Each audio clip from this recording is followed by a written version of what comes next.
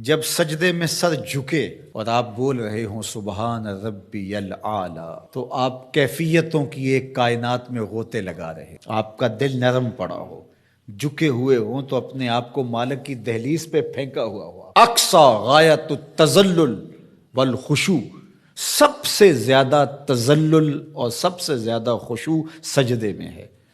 اور حضرت شیخ احمد مجدد الفسانی علیہ رحمہ فرماتے ہیں بندے کو سب سے زیادہ قربت سجدے میں نصیب ہوتی ہے۔ حضرت شیخ عبد القادر جیلانی علیہ رحمہ والرضوان آپ فرماتے ہیں کہ تصوف میں سب سے بڑھ کر مقام جو بندے کو نصیب ہوتا ہے وہ مقام ابدیت ہے، اور اس کی انتہا سجدہ ہے۔ تو بندگی کے اندر جو نور رکھا گیا ہے، تضرع کے اندر، عجز کے اندر، انکساری کے اندر، نہاد شاخ پر میوہ سر بر زمین، جس شاخ پر پھل لگتا ہے وہ اپنا سر جھکا لیتی ہے، اکڑی ہوئی شاخ پھلدار نہیں ہوتی۔ ایمان کا ثمرہ یہ ہے کہ جب بندہ اللہ کے حضور جاتا ہے تو اس کی طبیعت میں تضرع پیدا ہوتا ہے، رقت پیدا ہو جاتی ہے، نرمی پیدا ہو جاتی ہے، اس لیے اس کو رب کے ہونے کا یقین ہوتا ہے۔ یار دل والا کوئی بندہ ہو تو مرشد کے سامنے جا کے دل پہ قابو نہیں رہتا،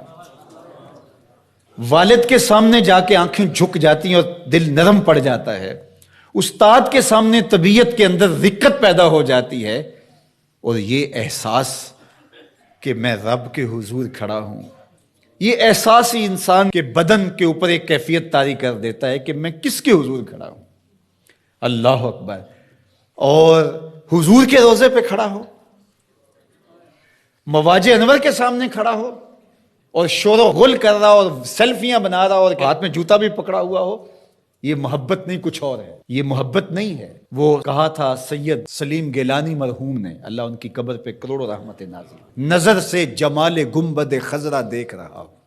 اگر آپ کو شعر کا ذوق ہو، چونکہ یہ نعت خوان جو ہیں اب تو نعت خون بن گئے ہیں، جس طرح یہ نعت کا خون کر رہے ہیں، اور پھر شعراء نے جو معیار نیچے کر دیا ہے نعت کا، استغفر اللہ، جس طرح کے بازاری لفظ نعت میں مندرج کیے جا رہے ہیں۔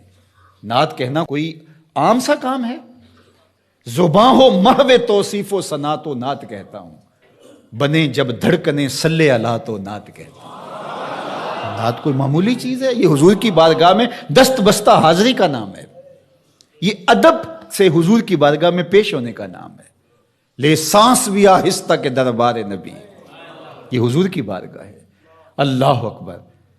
تو اب سنیے ذرا، نظر سے جمال گنبد خضرا دیکھ رہا ہوں، نظر سے جمال گنبد خضرا دیکھ رہا ہوں، میں کون ہوں کیا دیکھ رہا ہوں۔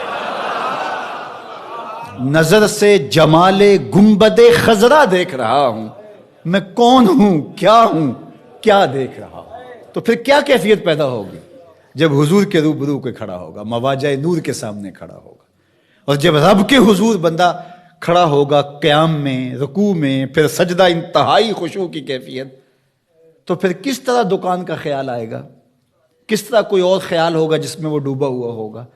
تو اگر یہ سب کچھ پھر بھی چل رہا ہے، کعبۃ اللہ کے سامنے کھڑے ہو کے بھی یہ سب کچھ چل رہا ہے، جس طرح گھر کی دیوار دیکھی ایسے کعبۃ اللہ کی دیوار دیکھی، کوئی فرق نہیں پڑا، تو پھر اس کا مطلب حلاوت ایمان نہیں ہے، تو وہ پھر پیدا کرنا پڑے گی۔ وہ حلاوت ایمان کا نتیجہ ہے کہ یہ چیزیں نصیب ہوتی ہیں۔ اس کا پھر عملی نتیجہ جو ثمرہ ہے وہ ملتا ہے کہ اللہ کی حلال کردہ چیز کو وہ حلال سمجھے گا، اور اللہ کی حرام کردہ چیز کے قریب جا ہی نہیں سکتا، اس لیے کہ رب کی ناراضگی کا سبب ہوگا۔ برائی کے اندر کی غلاظت جب کھل کے سامنے آ جاتی ہے تو پھر برائی میں اٹریکشن ہی نہیں رہتی۔ یہ برڈ فلو کا شوشہ چھوڑا گیا 2-4 سال پہلے تو لوگوں نے مرغی کھانا چھوڑ دی، مرغوب تھی، محبوب تھی، لذیذ تھی، گلی گلی بک رہی تھی، لیکن کاروبار ٹھپ ہو کے رہ گیا ایک وہم کی بنیاد پر کہ یہ بیماری پیدا کرتی ہے، لذت کام و دہن کو ترک کر دیا۔ تو جب یہ یقین ہو کہ میرے رب نے اس چیز سے منع کیا ہے تو اس کے اندر اللہ کی ناراضگی ہے، اس میں شر چھپی ہے، اس میں زہر ہے، تو کس طرح اس گناہ کی طرف بندہ بڑھ سکتا ہے؟ کبھی ہو ہی نہیں سکتا۔ لیکن یہ ثمرہ ہے ایمان کا جب حلاوت ایمان نصیب ہو جائے۔